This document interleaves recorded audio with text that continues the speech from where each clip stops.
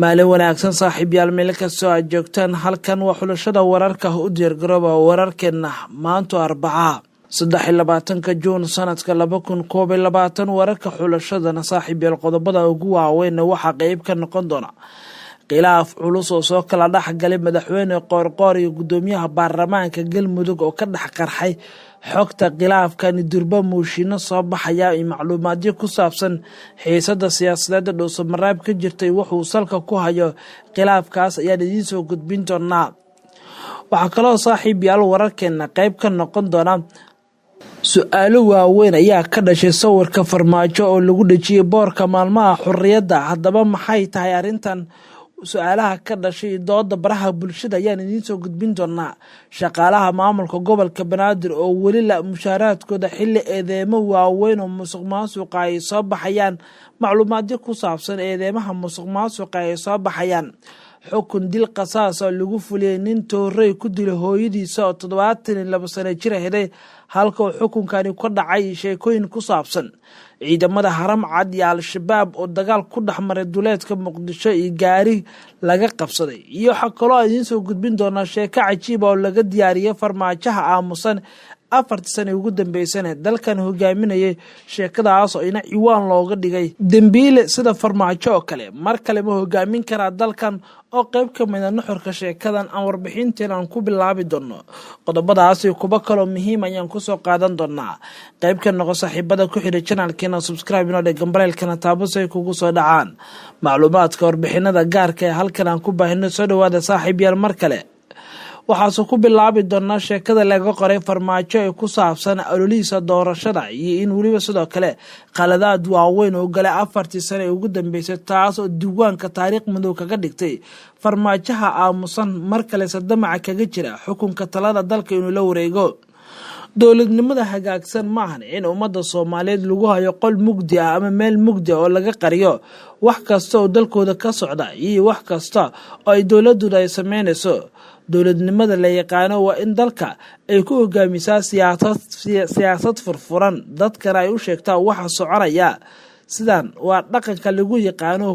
qolyaha shiicada iyo waliba kaliitalisnimada ku cadaatay farmaajo ayaa lagu yiri qoraal laga diyaariyay farmaajo ayaa 4 sano ugu dambeysay ku dhameystay aamusnaan cagajogleen hanjabaado iyo waliba wadaniyad been ah oo dadka lagu beer la xawsado dhammaan ficiladaas ayaa la sheegay inay ahaayeen kuwa u gaara farmaajo hal daqiiqo oo kamid ah waqtigiisa farmaajo si laab furan dadka ma uusan ula hadlin mana ka warbixin xaaladda dalka iyadoo mar walba dalku uu galay xaalado aad u halis ah tan iyo 2017 dhiibistii qalbi dhagax weerarkii Cabdiraxmaan Cabdishakuur qarxii Zoobe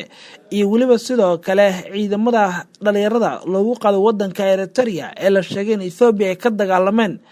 intaas waa madaxweynuhu si toos ah ummadda muusan u soo hor istaagin mana ka hadlo marxaladaha kala duwan waxa kale oo si dheer waxyaabo kale oo booga taariikhda Soomaaliya u galay farmaajo kuwaas oo dadka qaarkood ay ku tilmaamayeen ihaano weyn oo dalku ka galay 4 sano ee farmaajo xafiiska uu joogay dad badan ayaa qaba in farmaajo wali ay ku adagtahay in dadka Soomaaliyeed soo hor istaago oo uu sheegay inuu yahay musharax u tartamaya tartanka doorashada 2022 dadka qaar ayaa farmaajo ku qeexay inuu nin aan ummadda u naxayn marka loo eego dhibaatooyinkii waaweyn ee dalka ka dhacay oo ilaa hadda dalka uu la wadaagin aamusnaanta farmaajo iyo dad badan u arkaan mid uu madaxweynuhu ku qarinaya waxyaabo badan oo qaladaad ah oo waaweyn oo dawladdiisa u gashay oo hadduu ka hadlo laga yaabo inay ku soo furmaan waxyaabo kale dheeraad ah ummadda ka qarsoon waxay dadka qaarkood ay ku micnaynayaan in ceeb iyo fadeexad ay tahay in hogaamiye 4 sano dalkan hogaaminaya dal ka soo kabanaya colaado dagaalo ay suurtagal ahayn aamusnaan iyo in wax walba si hoose lagu xalliyo taas ay ku sheegeen qaarkood ihaano siyaasadeed waxa kale oo calool xumaa in tirada dadka wax ku noqday hogaanka farmaajo ay taa kuwa aad u badan marka loo eego dadka qaar ayaana qaba aqoonyahano Soomaaliyeed ayaa qaba in farmaajo hadduu ku guuleysto doorashadan loo maxkamadeeyo maadaama hogaankiisa 4 sano ugu dambeysay ay waxyaabo badan ay dhaceen oo gacanta dawladda ay ku dhaceen waxyaabaha diiwaanka ugu jir waxa kamid ah in qarxii ugu weyn Afrika uu ka dhacay Soomaaliya oo dad badan ay ku dhintaan oo 500 oo ruux kor u dhaafaya waxay dharbaxsho xanuun badan ku tahay ilmihii aabahoodu iyo waalidiintoodu banaanbaxyada ay ka dhigeen ee lagu qaaday wadanka Eritrea kuwaasoo qaarkood nolol iyo geeri lagu leeyahay halka warbixino ay daabacday qaramada midoobay ay sheegtay in caruurtaas ay ka qayb qaateen dagaalo ka dhacay wadanka Ethiopia dhammaanba arrimahaas isbiirsaday farmaajo wali si toos ah muusan kaga hadal dadka Soomaaliyeed lama hadal xaaladda caruurtaasi waxayna tani ay keentay inay si dhaawacdo ololihiisa doorashada iyo in sidoo kale taariikh madow uu ka galo dalka farmaajo ma sii ahaan karo siyaasi nadiif ah oo u tartama doorashada Soomaaliya sidaas waxa qaba aqoonyahan Soomaaliyeed xogta nala wadaagay haddaba aamusnaanta farmaajo ma dhaawici kartaa ololihiisa doorashada qabaha dambe ayaa commentigaas wararkeena nagula wadaagi kartaan su'aalo ayaa ka dhashay sawirka farmaajo oo lagu daray boorarka maalmaha xurriyadda kaasoo lagu dhajiyay wadooyinka magaalada Muqdisho waxa magaalada Muqdisho iyo gobolada dalka ka soconaya diyaargarowga maalmaha xurriyadda ee astaanta xuska 61 sano guuradii ka soo wareegatay markii xornimada laga qaatay gumeysihii Ingiriiska iyo Talyaaniga ee 1960kii magaalada Muqdisho ayaa si weyn loogu diyaargaroobaya maalmaha xurriyadda 26 Juun iyo 1 Juulaay waxaana wadooyinka magaalada Muqdisho la suray tabeelayaal lagu muujinayo qiimaha maalmaha xorriyadda hase yeeshee waxa tabeelooyinkaasi la dul suray lagu dhajiyay sawirka madaxweynaha madaxweyneedkiisu dhammaaday farmaajo kaasoo lagu hoos qoray 61 guurada maalmaha xorriyadda dad badan ayaa isweydiinaya boorarka lagu dabaaldegay maalmaha xorriyadda iyo sawirka farmaajo waxa iska galay sawirkan oo baraha bulshada si weyn loogu faafiyay ayaa dhaliil iyo su'aalo xoogan ay ku dul habsatay kadib markii la sheegay in xukuumaddu ay muujisay marin habaabin iyo waliba in jiilka dambe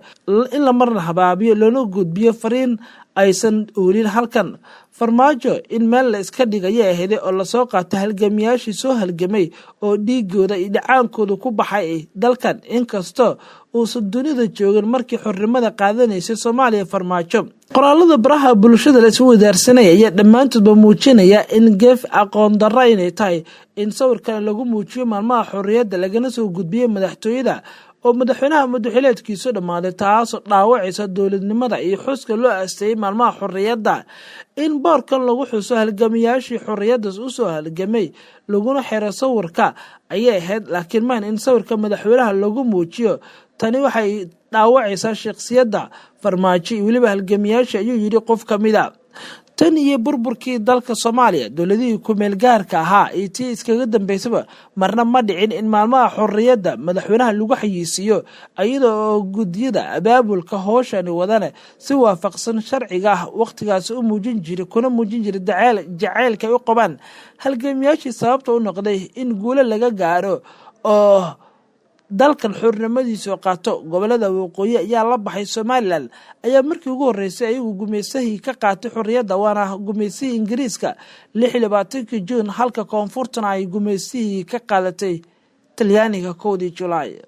shaqaalaha gobolka Banaadir waxa la sheegay inaysan qaadan mushaaraadkooda dhowrkii bil ugu dambeysay cabasho dhanka shaqaalaha ayaa jirta iyadoo sidoo kalena ay soo baxayeen eedamo musuqmaasuqa janaalkeena ayaa helay xogo qaas oo muujinaya in inta badan shaqaalaha maamulka gobolka Banaadir aysan qaadan mushaarka bishii hore xilli dhammaantoodba la sheegay in ay 2 bil in ku dhow aysan helin mushaaraadka maamulka gobolka Banaadir ayaa 15 bishan bilaabay bixitaanka inay bixiyaan mushaaraadka waxaana la siiyay qaybo kamid ah qaybaha arrimaha bulshada gudoomiyaasha degmooyinka hase yeeshee waxa dhiman 3 meelood meel marka loo eego shaqaalaha wali aan la siin mushaaraadkooda qaybaha dhiman ayaa kala qaybta amniga siyaasadda iyo qaybta howlaha guud oo maaliyadda oo dhammaantoodba aan helin mushaaraadkooda kuwaas oo hoosaga xafiiska gudoomiyaha gobolka wararkan helin ayaa xaqiijinaya in marka la bilaabo mushaar bixinta la joojiyo maalin kadib markii la waayay lacagta la siinayay shaqaalaha janaalkan ayaa toddobaad ka hor baahiyay xogo ku saabsan in gobolka Banaadir uu wajahayo dhaqaale la'aan aad u xoogan waxaana muuqata in hadda dibadda u soo baxday xogtan aan baahinay maalmo ka hor waxa ay soo taraya qeyra dhaanta soo baxayso shaqaalaha gobolka in inta badan aysan helin mushaaraadkii xaq u lahayn halisna ugu jiraan in ay xitaa ay waayaan gunooyinka yaryar ay heli jireen xiriir aan la sameeynin mas'uuliyiinta gobolka Banaadir ayaysan ka jawaabin wicitaanadeena si aan wax ugu weydiino macluumaadka la xiriira arrintan. khilaaf culusna wuxuu soo kala dhaxgalay madaxweyne Qoorqoor iyo gudoomiyaha baarlamaanka Galmudug. waxaa la soo warinayaa in khilaaf xoog leh uu soo kala dhaxgalay madaxweynaha Galmudug Axmed Cabdi Kaariye Qoorqoor iyo gudoomiyaha gobolka waa gudoomiyaha Banaadir waa gudoomiyaha baarlamaanka maamulkaasi Maxamed Nuur Gacal. khilaafka ayaa salka ku haya arrimaha doorashooyinka gaar ahaan xildhibaanada aqalka sare laga soo doortay Galmudug. ilaa 8 senatar ayaa ka imaanaya Galmudug kuwaas oo golaha shacabkan ay tiro kale aad u badan waxaana senataradaasi dooranaya xildhibaanada baarlamaanka ee Galmudug. waxaa la sheegay in madaxweynaha iyo waliba gudoomiyaha baarlamaanka ay isku qabteen in kuraasta qaarkood shakhsiyaad loo xiro halka kuwana ay noqdaan mid furan. gudoomiye Cali Gacal ayaa la soo warinayay inuu aad ugu dhow yahay Villa Soomaaliya gaar ahaan madaxweynaha waqtigu ka dhamaaday Farmaajo ay saaxiibo dhow yihiin. Farmaajo ayaa cabsi weyn ka qaba Qoorqoor in uu xulufaysi la sameeyo mucaaradka. Farmaajo ayaa hadda isticmaalaya falsafad furan asagoo saaxiib la noqday gudoomiyaha baarlamaanka iyo madaxweyne ku-xigeenka. Qoorqoor ayaa la aaminsan yahay in hadda xubnaha mucaaradka ay ku jira aqalka sare uu doonayo in sidooda ay ku soo noqdaan mar kale halka gudoomiye Cali Gacal Casir uu doonayo in ay noqoto tartan furan. waxyaabaha sida dhabta isku qabtay labada hogaamiye ayaa waxa qayb ka in madaxweyne Qoorqoor uu rabo in kuraasta aqalka sare ay noqoto kuwa xiran ay u tartamaan kaliya dadka hadda Galmudug ku matalaya iyo dad ay wataan ayagu ay keensadaan oo ay tartanku ay ka qayb galaan halka gudoomiye Cali Gacal iyo xubno badan oo baarlamaanka ay doonayaan in ay noqoto 8 kursi mid furan oo dhalinyarada ama qof walba oo daneynayo Galmudug ka soo jeeda in kursigaas uu ku tartamo ay noqoto tartan furan oo xildhibaanadu oo loola iyo campaign laga dhax sameeyo waana arinta isku khilaafeen asaga iyo madaxweyne Qoorqoor ayaa la sheegay inuu arintaas ka carooday kuna dhawaaqay in hawshan ay tahay mid u taalo xukuumadda oo aysan shaqo ku lahayn gudoonka baarlamaanka. khilaafkan ayaa mid qarsoon ayaa banaanka u soo baxay hadda. xukun dil qasaas ayaa lagu fulinin Toorey ku dilo hooyadiisa oo 72 sano jir ahayd. sheekadan ayaan eegaynaa markan. waxaa deegaanka Shaw ee gobolka Hiiraan shalay ka dhacay fulinta xukun dil toogasho oo qisaas ah lagu fuliyay nin gacan ku dhigla oo hooyadiisa iyo walaalkiisa waliba dilay. ninkan oo lagu magacaabo jiray Maxamed Culus oo Cabdi ayaa degmada Jalalaqsi ku dilay hooyadiisa marxuum Khaliifa Cismaan Cumar oo 72 sano jir ahayd iyo walaalkiisa Macalin Maxamuud Culus oo Cabdi asagoo Toorey u adeegsaday dilka sida ay shaacisay maxkamadda Hiiraan ee Al-Shabaab u qaabilsan. gacan ku dhiglaan oo dacwadiisa walaalkiisa socotay 2 maalmood ugu dambeysay ayaa ugu dambeyn qirtay dilka hooyadiisa iyo walaalkiisa. waxay maxkamaddu Shabaab ay amartay in meel fagaara la keeno dad badan oo isku soo wado oo lagu fuliyo xukunka dilka toogashada. dadweyne loogu yeeray inay goobjoog ka noqdaan toogashada ninkan ayaa qayb ka ah xukunka fulinta qisaasta waxaana meel fagaara lagu toogtay kaas oo qaybka xukunada Shabaab ay fuliyaan oo intooda badan lagu eeday in kuwa hal dhinac ah sida ay sheegayaan sida la sheego. ugu dambeyn ciidamada Haram Cad iyo waliba kuwa Al-Shabaab ayaa ku dagaalamay magaalada caasimadda Muqdisho iyadoo faahfaahin iyo macluumaadyo dheeraad ay ka soo baxayeen dagaalkaasi. dagaal waqti kooban socda ayaa ka dhacay deegaanka Xawa Cabdi ee duleedka Muqdisho kaas oo dhexmara dagaalyahanada Al-Shabaab iyo ciidamada booliiska sida gaarka u tababaran Haram Cad. iska horimaadkan ayaa dhacay kadib markii weerar lagu soo qaaday bar control ay ku sugnaayeen deegaanka Xawa Cabdi ciidamada booliiska ee tababaran Haram Cad ee ilaaliya dhismaha wadada xiriirsan Muqdisho iyo Afgooye. labada dhinacyaan isweydaarsaday rasaas aad u culus. dadka deegaanka ayaa laga soo xigtay in dagaalku ahaa mid waqti yar socday balse rasaas xoog leh ay adeegsadeen dhinacyada. waxaana saraakiisha ammaanku ay sheegeen in iska caabin xoogan ay kala kulmeen weerarka kaga yimid Al-Shabaab isla markaana ay gacanta ku dhigeen gaari nooha ah oo sidii 3 qof oo Al-Shabaab ay wadeen. Al-Shabaab ayaan wax warar ka soo saaray iska horimaadka ay la galeen ciidamada dawladda laakiin waxa weerarkan mid aad u xooggan weerarku wuxuu ka dhacay meel 2 kiiloomitir u jira caasimadda. warbixintan ayaan ku soo koobaynaa saaxiibayaal wararkeena nabadgelyo.